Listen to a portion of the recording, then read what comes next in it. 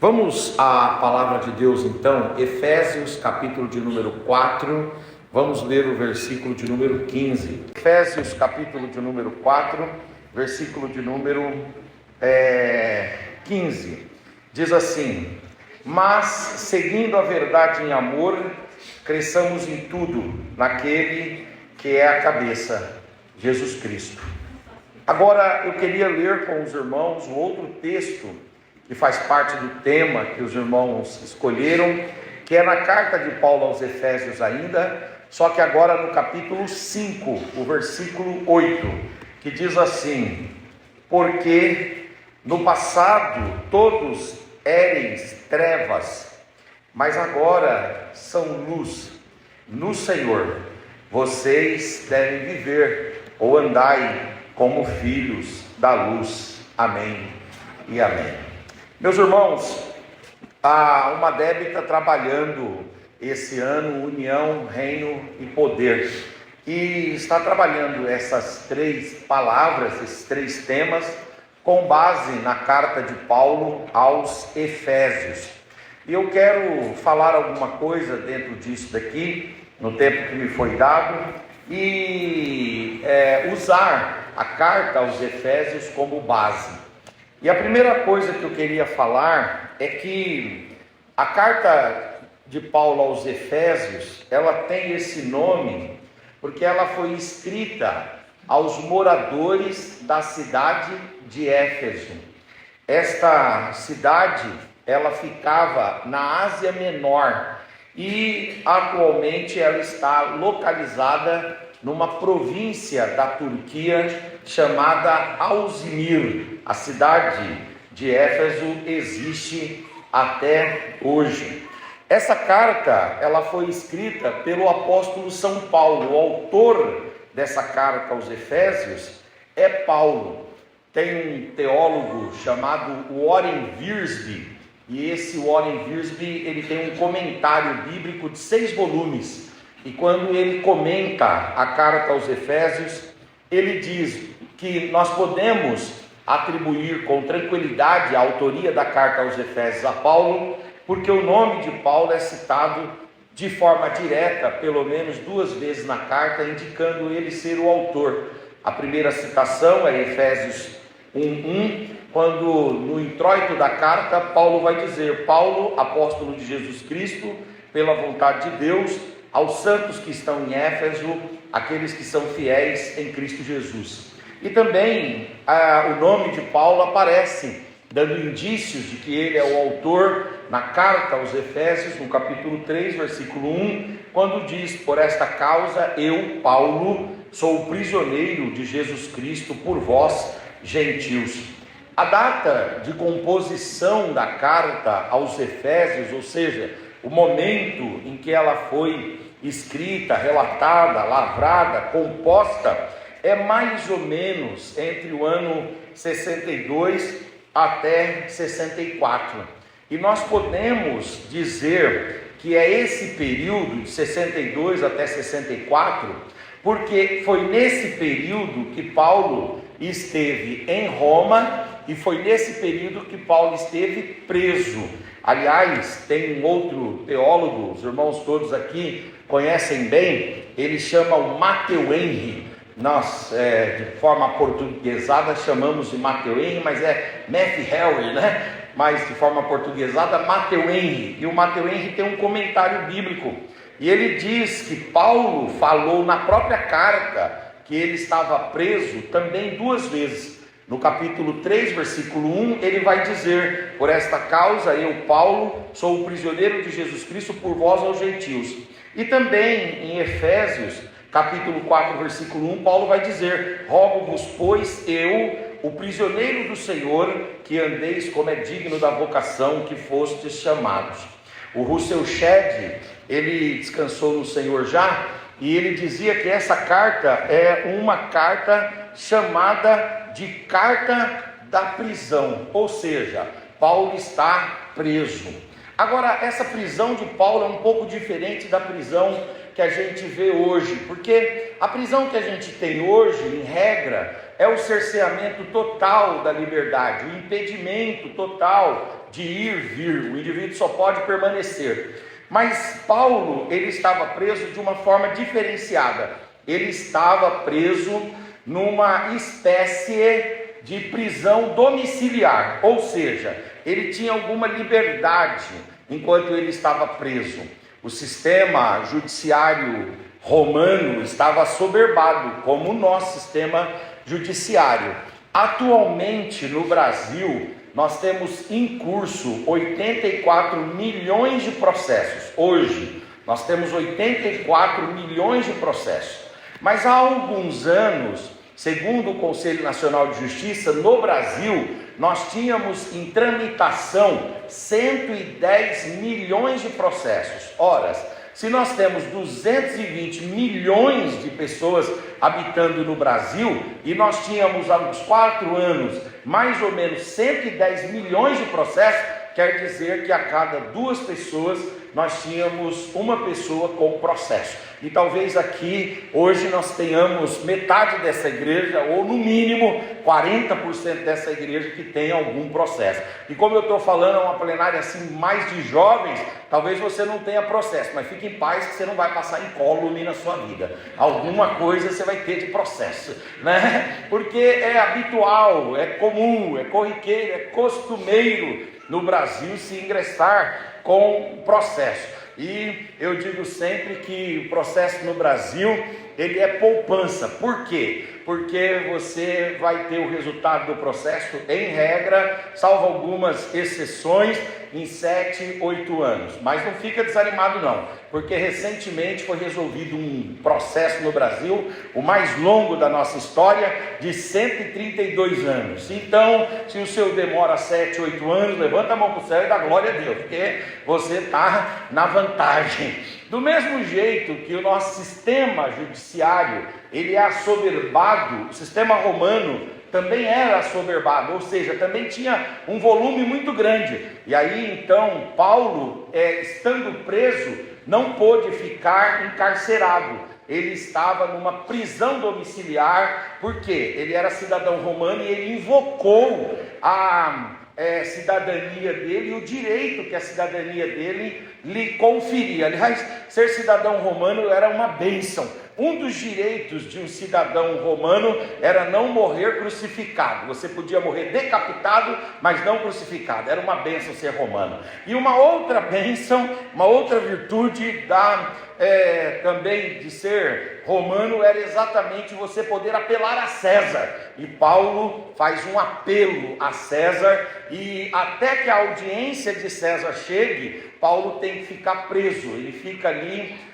numa prisão domiciliar. E é interessante que nessa prisão domiciliar, ele vai dizer que ele não se tornou um indivíduo infrutífero, ele não se tornou um indivíduo ressentido, ele não se tornou um indivíduo de alma amarga, ele não se tornou um indivíduo tristonho, macambuzo, cabeça baixa. Não, Paulo não deixou que a realidade da prisão lhe afetasse a alma e a escuridade da prisão lhe escurecesse o coração. Pelo contrário, Paulo diz algumas vezes: enquanto eu estive em prisão, Deus me deu a oportunidade de falar àqueles que estavam ao meu lado. Por quê? Paulo era guardado por guardas romanos que ficavam 24 horas com ele. E enquanto esses guardas estavam com ele, mesmo nas suas prisões,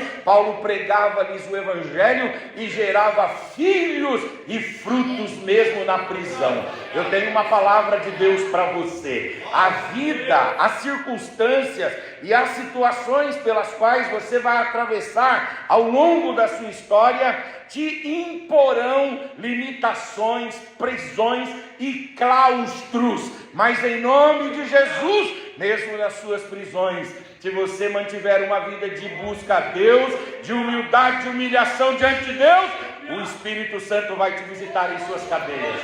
E você mesmo, em suas cadeias, você vai ser produtivo e frutífero para a glória do Senhor. Paulo na cadeia, ele ganha almas para Jesus. Quando ele escreve ao Filemão, a carta a Filemão, ele fala a respeito do prisioneiro de Filemão e ele disse: olha, o Onésimo é para mim um filho que eu produzi em cadeias. Mesmo nas cadeias, Deus, ele derrama a sua graça, a sua virtude e a sua bondade sobre os seus filhos e nos faz produzir. É interessante que a carta aos Efésios é uma carta da prisão e ela se assemelha à carta de Filipenses ou aos Filipenses. E na carta aos Filipenses, Paulo vai escrever Filipenses 4:4, quando ele diz para os irmãos, ele estando preso, ele estando encarcerado, ele estando limitado, ele estando com a sua liberdade restrita, ele vai escrever dizendo: irmãos, eu tenho uma palavra para vocês, e a palavra é esta: alegrai-vos no Senhor. Outra vez eu vos digo, alegrai-vos no Senhor. Tem gente que tem toda a oportunidade, tem toda a liberdade, tem toda a possibilidade, tem tudo a seu favor, mas deixa a sua alma ficar angustiada e amargurada. Paulo não é deste time, Paulo não é desse grupo, Paulo não é desta estirpe, Paulo não é dessa classe. Paulo é o crente nobre que mesmo na prisão produz, alegra-se e confia em Deus, porque a nossa vida está nas mãos de Deus. Levante a sua mão por gentileza. Levante a tua face por gentileza, levante a tua voz e dê uma palavra de adoração e de louvor ao Senhor. Paulo vai falar também nesse período que ele está em prisão: eu estou preso, mas o Evangelho está livre, a palavra está livre, a mensagem está livre, a salvação está livre, a oferta da graça está livre, a palavra está livre. Deixa eu dizer uma coisa para você, cuidado, viu? Porque crente é assim, crente verdadeiro é assim. Quanto mais entrincheirado, quanto mais restringido, mais produtivo ele é, mais frutífero ele é. Aleluia, glória a Deus. Eu estava numa igreja semana passada e relembrei um testemunho que me vem à memória agora, meu e da Mônica. Eu era namorado da Mônica e nós estávamos doidos para casar. E aí, quando nós estávamos ali preparando-nos para casar, a gente namorado ainda, eu fui numa vigília, e lá na vigília tinha um pregador lá, aliás, um profeta, né? Eu era um dos pregadores, aí tinha um profeta, e o profeta, ele era aquele indivíduo assim, meio excêntrico, sabe? Aquele indivíduo que quando chegava nos ambientes, todo mundo achava-o de fato, de verdade, um indivíduo no mínimo excêntrico, para falar outras coisas, e muita gente zombava dele. Eu aprendi desde cedo a não zombar dos profetas, porque Paulo diz assim, que o homem espiritual a tudo discerne, e de ninguém ele é discernido, e espera-se do homem espiritual que ele seja diferente mesmo. Se você vê um indivíduo meio assim, estranho assim, mas quando ele falar, Deus fala na boca dele, é bom a gente respeitar, ao invés de caçoar, receber a palavra, porque esses indivíduos, aleluia, quando eles abrem a boca sobre nós, eles liberam bênçãos extraordinárias sobre as nossas vidas. E aí ele era engraçado que ele tocava um violão e ele cantava todos os hinos da harpa tocando só 3 notas e dava certo, ele era muito engraçado. E aí ele olha para a Mônica e diz assim: ô menina, você está pensando em casar e você está preocupada aonde você vai morar. Eu quero dar uma palavra para você. Deus me dá autoridade para mandar essa palavra para você. A palavra é a seguinte: olha, eu vou preparar um apartamento para você, e você não vai pagar nada, você vai morar lá e não vai pagar nada. Aí quando terminou de fazer isso, ela olhou para mim, eu olhei para ela e falei: vamos aguardar em Deus. Eu trabalhava na Barra Funda, numa fábrica de fazer folhado é aquele pão que vende folhadinho, sabe, que tem manteiga e massa e tal. Eu trabalhava numa fábrica, auxiliar de produção. Nessa fábrica eu ganhava R$119. Como é que casa ganhando R$119? Eu vou dizer uma coisa para você: muita gente quer casar, você tem que melhorar seu salário para casar, viu? Se eu quero casar ganhando R$119 não dá, não é verdade? Quem casa quer casa, né? Então com R$119 não dá para dar casa para ninguém. E eu não tinha condições. Aí eu estava lá, e lá naquele trabalho que eu estava, ali na Barra Funda, tinha uma moça que ela era como se fosse uma administradora, e ela me impunha cada situação constrangedora. Por exemplo, ela me me impedia de tirar o meu intervalo de almoço e descanso ali, para que eu ficasse atendendo o telefone. Eu dizia para ela, eu tenho que descansar, nessa hora é a hora que eu vou dormir um pouco, é a hora que eu vou descansar um pouco, ou é a hora que eu não vou fazer nada, eu vou cuidar da minha vida, eu estou livre. Aí ela dizia, não, você tem que atender o telefone, e ela me impunha isso. Aí eu estava lá comendo a minha marmitinha, ela vinha com o telefone e colocava do meu lado, ela me colocava naquela cadeia terrível. Aí um dia o telefone toca, eu falei, eu não vou atender não, mas de repente o Espírito de Deus falou dentro de mim, atende o telefone, rapaz.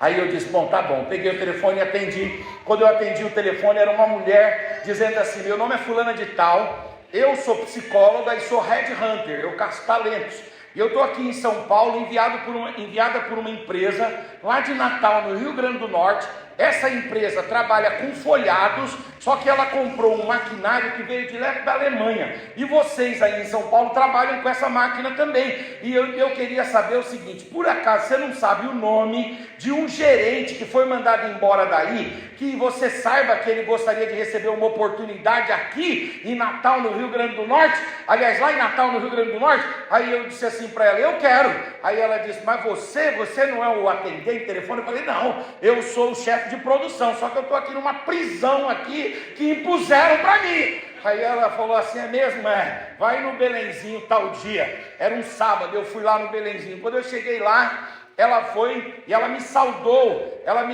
no meio da entrevista, eu falei para ela, ela perguntou se eu tinha alguma religião, eu falei que sim, que eu era evangélico. Aí ela foi e falou assim, olha, eu sou crente também. Aí foi bom, porque quando ela falou isso, ela disse assim, ó, o espírito bateu. Eu falei, graças a Deus que o espírito bateu, né?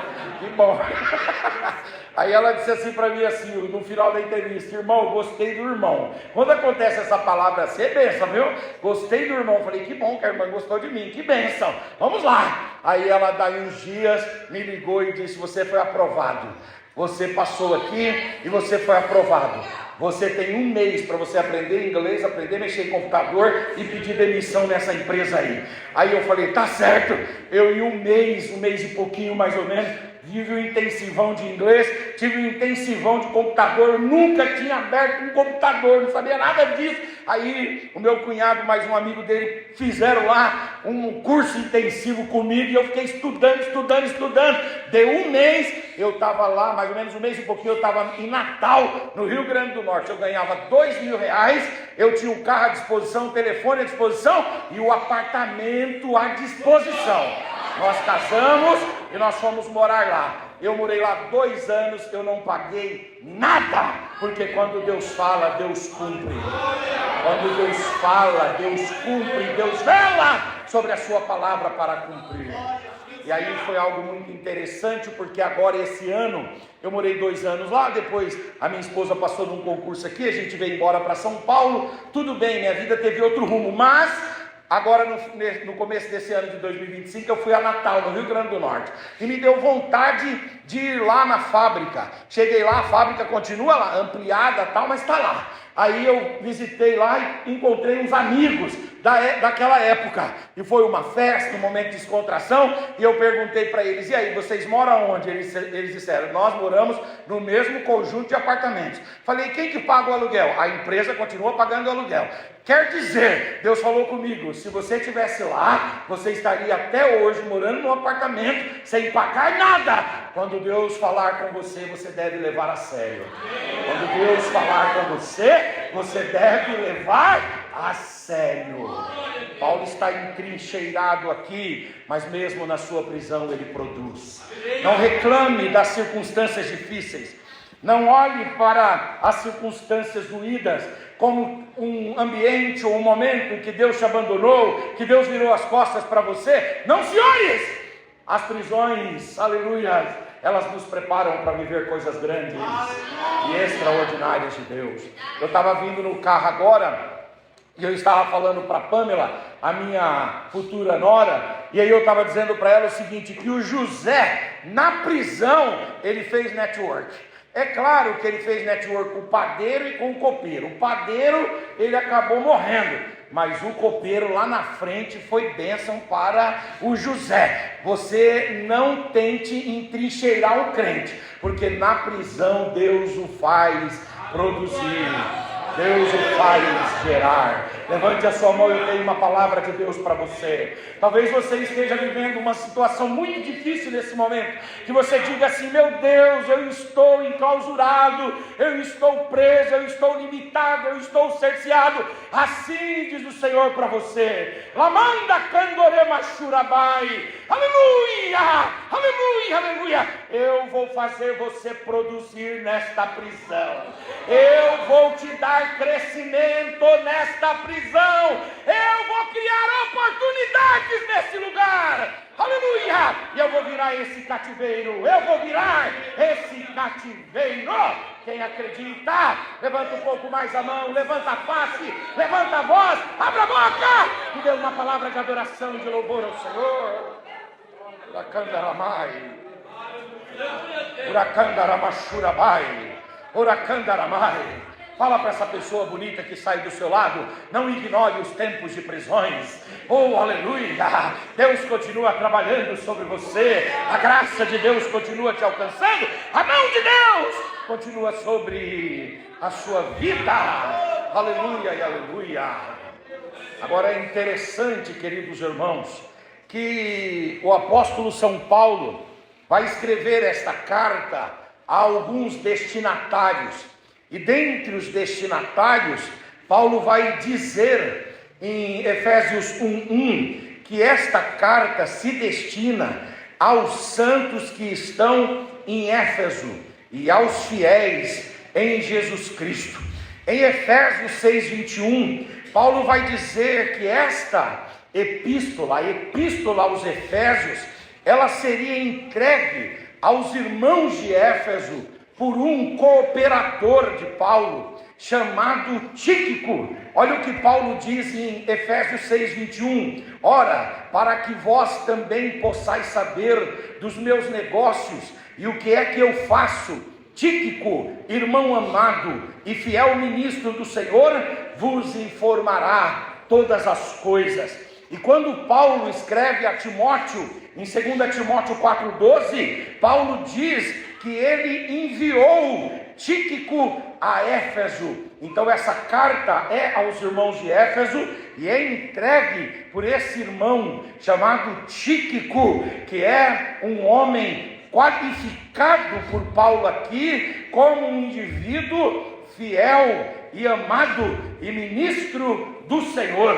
Deus, ele confia coisas grandes a pessoas confiáveis. Eu quero dizer uma coisa, que nem todos nós somos confiáveis, e em nem todos os momentos da nossa vida nós somos dignos de confiança. Às vezes a gente pergunta assim: por que Deus não nos dá responsabilidades maiores aqui e agora? E a gente ignora, nós não levamos em consideração que às vezes nós não somos achados dignos de confiança, e às vezes nós estamos vivendo um hiato, às vezes estamos vivendo um interregno da nossa vida, um tempo da nossa vida, que nesse hiato, nesse tempo, nessa janela, nós não somos dignos de confiança, e às vezes a gente tem noção de que não estamos preparados, e às vezes não temos noção de que não estamos preparados. Deus sabe quem é que está pronto e preparado para receber maiores responsabilidades. Às vezes o pastor se engana, às vezes a liderança de jovens, a liderança de irmãos se engana também, mas Deus não se engana. Ele sabe quem é fiel, Ele sabe quem é ministro, e Ele sabe quem é digno de receber grandes e maravilhosas responsabilidades.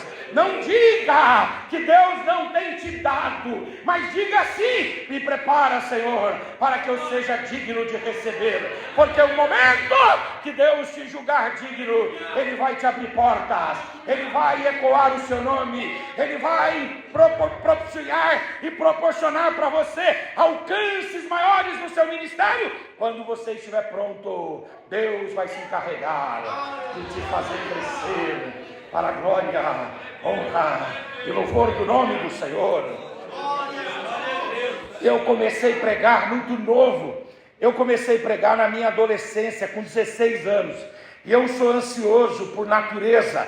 Vocês não veem que eu desconto a minha ansiedade da comida, porque a minha compleição física não denuncia isso imediatamente. Mas se você tiver um pouco de sensibilidade, você vai dizer: esse rapaz deve ser ansioso. Por quê? Porque ele deve comer muito. Por quê? Porque olha a compleição física dele, olha a lata do indivíduo, né?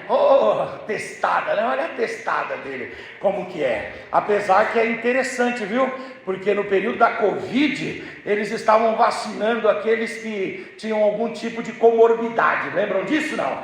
E eu, com 160 quilos, fazia parte do grupo que tinha comorbidade. E eu fui na arena de Barueri, e quando eu cheguei lá na arena de Barueri, a moça foi me atender e disse: senhor, pois não? Eu disse: bom, eu vim aqui, eu sei que não está ainda na minha faixa etária, mas eu vim aqui porque eu sou do quadro, eu sou do grupo com comorbidade. Aí ela olhou e disse assim: qual é a comorbidade do senhor?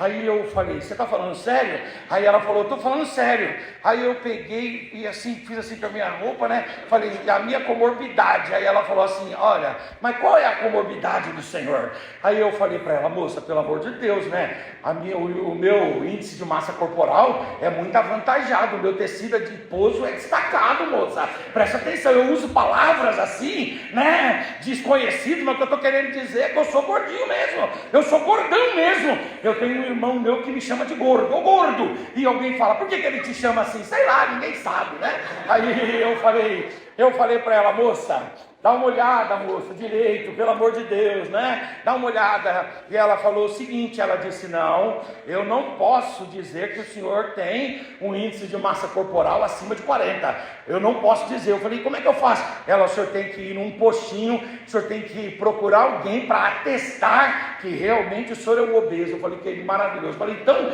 enquanto eu não for no postinho, eu não sou. Ela falou: você não é. Eu falei: maravilha, eu vou ficar um ano sem ir, uns 5 anos, daqui uns 5 anos. Porque enquanto eu não for, enquanto não houver o diagnóstico, não, mas não está na cara, não está evidenciado. Aí ela foi e disse assim: não está evidenciado. Aí eu fui no postinho, depois eu retornei lá.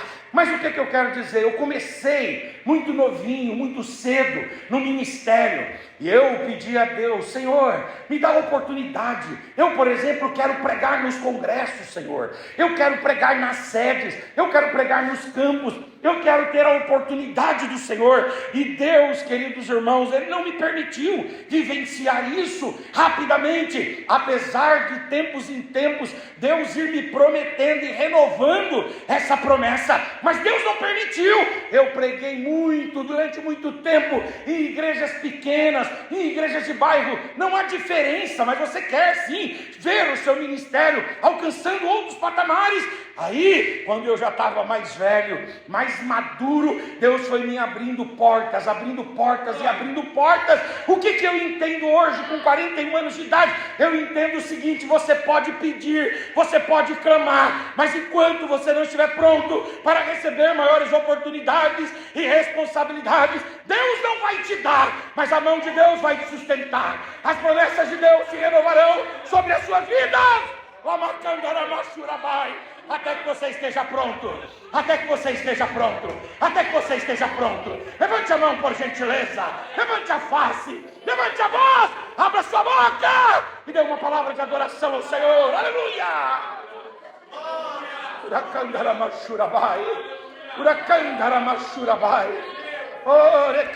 Eu estou sentindo a graça de Deus, eu estou sentindo o poder e o efeito da palavra de Deus sobre nós. Aleluia! Às vezes você diz: Senhor, eu quero outras oportunidades, eu quero alcançar novos patamares, e você vê Deus te segurando num patamar só, e você diz assim: por que isso? Quando Deus usa alguém, Deus fala: você não está pronto ainda, você não está preparado, mas quando você estiver aperfeiçoado naturalmente, eu permitirei que você viva coisas maiores, momentos e oportunidades maiores. Pega na mão desse gentil irmão que está aí do seu lado, se você puder. A Uma é muito educada, né? Mas olha para ele aí, por gentileza. Dizem que tem 3 classes de pessoas que não olham uma no olho da outra: os falsos que devem e os que vão pedir dinheiro emprestado. Você não é falso, você não deve e você não vai pedir dinheiro emprestado. Se esse irmão não olhar para você, ele vai pedir algum para você até a primavera. Ele vai falar: depois da primavera, dia 21 de setembro eu pago. Então, pelo amor de Deus, faz ele olhar para você. Diga para ele aí: suporte o tempo. Aleluia. Diga para ele: suporte o tempo. Deus está te preparando para te dar maiores responsabilidades. As oportunidades virão, as portas se abrirão, o telefone vai tocar e Deus vai te levar aonde Deus quer. Aonde Deus quer, aonde Deus quer, e aonde Deus quer, aleluia! Oh, lecandaramachurabai, lecandaramachurabai. Eu estou sentindo a graça. Quantos podem levantar as mãos? Quantos podem levantar a voz, abrir a boca e dar uma palavra de adoração, de louvor e de celebração ao nosso Cristo, ao nosso Deus. Aleluia. Deus renova promessas da sua vida. Aleluia. Deus renova promessas da sua vida. Aí você diz: nunca vai chegar. Não! Olhe para Deus e diga: Senhor, me prepare para que eu possa alcançar e vivenciar essa experiência. Paulo diz que quem vai levar a carta é Tíquico, e ele é fiel, ele é amado, e ele é ministro. A palavra ministro, ela vem do termo grego uperetes, e uperetes é o quê? Uperetes tem a ver com aquele remador, e o ministro, o uperetes, ele era o remador da terceira fileira.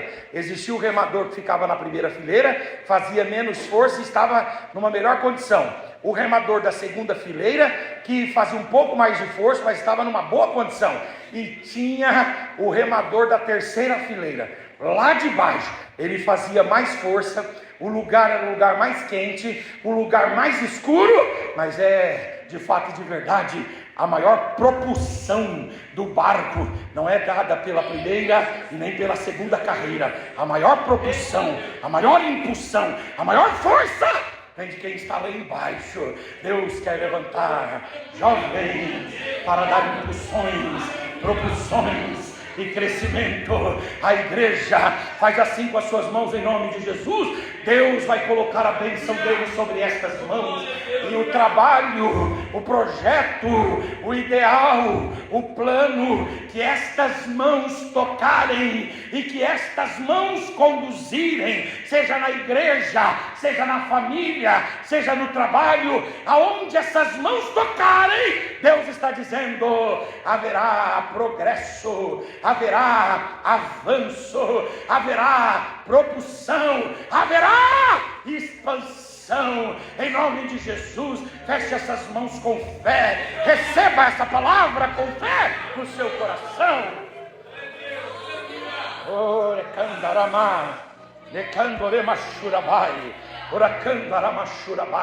Deus, ele nos prepara para que depois nós sejamos enviados para grandes e maravilhosas responsabilidades.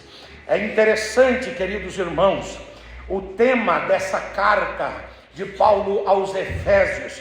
O Warren Wiersbe, ele diz que o tema da carta de Paulo aos Efésios é as riquezas do cristão que está, é claro, em Cristo, ou dos cristãos em Cristo.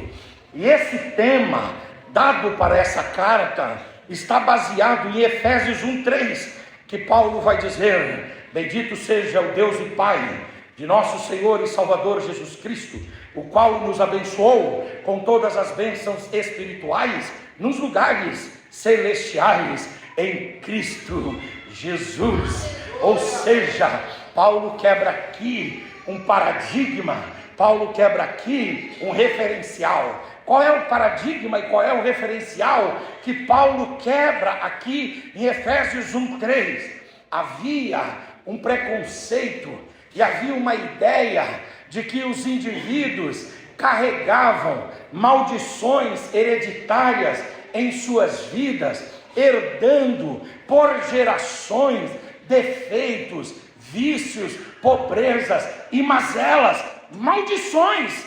E isso não era do acaso ou por acaso. O próprio livro de Deuteronômio, ele vai falar num contexto veterotestamentário, ou seja, num contexto do Antigo Testamento, o Deuteronômio vai dizer que Deus vai visitar a maldição dos pais sobre os filhos até a primeira, segunda, terceira e quarta geração. Esse conceito, ele aparece mesmo no período neotestamentário. Por quê? Lá em João 9, quando os discípulos veem o cego de nascença, eles vão perguntar para Jesus: quem pecou, ele ou os seus pais? Porque havia essa ideia de que maldições se passavam de pais para filhos. E aí alguns diziam, mesmo o indivíduo que vem para a igreja, esse indivíduo, se ele tem pela sua ancestralidade maldições acarretadas e encarreadas sobre ele, essas maldições não são quebradas. Vem o apóstolo São Paulo e nos explica isso, dizendo: não é assim, isso não é verdade. Por quê? Porque nós podemos louvar a Deus dizendo: bendito seja o Deus e Pai de nosso Senhor Jesus Cristo. E por quê? Porque Deus e Pai de Jesus Cristo nos abençoou com todas as sortes de bênçãos espirituais nos lugares celestiais em Cristo Jesus. Em Cristo Jesus. Então deixa eu entregar essa palavra para você que está me ouvindo. Esta ideia de maldição hereditária é verdade sim, que ela vem-nos a partir do livro de Deuteronômio. É verdade sim que essa teologia foi trabalhada no Antigo Testamento e também no Novo Testamento havia essa concepção. Mas isso só prevalece na vida daqueles que não foram alcançados pelo Evangelho, que não foram alcançados por Jesus Cristo. Mas todos nós, os que fomos alcançados por Jesus Cristo, aleluia, Deus já quebrou através de Cristo toda a maldição, e Deus já nos abençoou com todas as sortes de bênçãos espirituais. Agora, alguém diz assim: minha mãe divorciou e eu vou divorciar. Isso é mentira de Satanás. Isso é invencionice do mundo, e isso é fruto de crendices populares, porque a Bíblia fala que se você recebeu Jesus como seu único e suficiente Salvador e Senhor, aleluia, desce de Deus uma bênção sobre a sua vida, e essa bênção corta, extirpa, extingue, esta bênção arranca toda e qualquer maldição de ancestralidade. Por quê? Porque Deus faz com que a nossa vida seja uma nova vida. Deus nos arranca desse plano horizontal, desse plano efêmero, desse plano transitório, e Deus nos coloca para sentar como príncipes judeus nas regiões celestiais em Cristo Jesus, o nosso Senhor. Então você não está fadado a viver os dissabores, a viver os vexames, a viver as humilhações, a viver todo tipo de mazela que a sua ancestralidade viveu. Não importa se até hoje coisas ruins escalaram na sua família, através de você Deus começa um novo tempo na sua casa, na sua história e na sua geração. Quem recebe, levante a sua mão, levante a tua face, levante a tua voz e adore, adore, adore ao Senhor, adore ao Senhor, adore ao Senhor. Meu bisavô foi pobre, meu avô foi pobre, meu pai foi pobre, eu sou pobre. Não, você é abençoado. Aleluia. Meu bisavô era briguento, morreu assassinado. O meu avô morreu assassinado. Meu pai morreu assassinado. E eu vou morrer assassinado. Não, Deus já converteu esses braços aí. Esses braços foram baixados. Esse coração enraivecido foi amolecido pelo poder do sangue, pelo poder da ação da palavra e pelo poder do Espírito. Você é abençoado. Você é abençoado, porque em Cristo Deus quebrou toda a maldição contra nós. Aleluia. Fala para esse irmão: você não está fadado a repetir a história dos seus pais. Deus tem para você uma história inédita. Deus vai fazer através de você algo novo. Eu creio, algo novo, algo novo, algo novo. Deus vai fazer através de você algo novo, algo novo, algo novo, algo novo, algo novo em nome de Jesus. Eu fui a primeira pessoa lá na minha família a formar-se no ensino superior, mas depois de mim foi engraçado como meu irmão tomou ânimo e se formou, e ele fez 2 faculdades. Depois a minha cunhada se formou, fez mais 2 faculdades. Depois eu tive a oportunidade de ver os meus sobrinhos se formando. E agora, recentemente, um dos meus sobrinhos, ele morava no Dolores Pasqualino. Não sei se você conhece o bairro do Dolores Pasqualino, na divisa, na fronteira entre Gaza e Israel. Não, entre Itapevi e Jandira. Ele morava lá, de fato e de verdade, no rincão do Dolores Pasqualino. Aquele menino morava em cima de uma fossa, em cima de um esgoto. Ele morava ali. Aleluia, glória a Deus. Ele é um menino que ele teve uma dificuldade, ele fala com dificuldade. Ele tem uma cacofonia na voz, ele tem uma dificuldade na expressão, e ele é galegão. A gente chama ele de Lorito. Ele é galegão, ô Lorito, né? E aí esse menino casou, tem uma filhinha, e aí ele conheceu uma pessoa, serva de Deus, e ele está lutando na vida dele. E aí esses dias ele mandou mensagem desse: tio, eu fiz o Enseja e eu terminei o meu ensino médio. Aí depois ele mandou mensagem de novo no começo desse ano, disse: tio, estou fazendo o curso de Direito, vou fazer estágio com o senhor. Falei: vem para cá, porque aqui tem uma porta para você, rapaz. Em você, Deus vai quebrar ciclos. Em você, Deus vai quebrar sequências. Se prepare, porque através de você Deus vai começar uma nova história na sua família. Você acredita nisso? Levante a sua mão, levante a tua face, levante a tua voz, abra a sua boca e dê uma palavra de adoração ao Senhor. Em Cristo, em Cristo, em Cristo, nós somos mais do que vencedores. Fica de pé no seu lugar em nome de Jesus. Em Cristo, nós somos mais do que vencedores. Aleluia.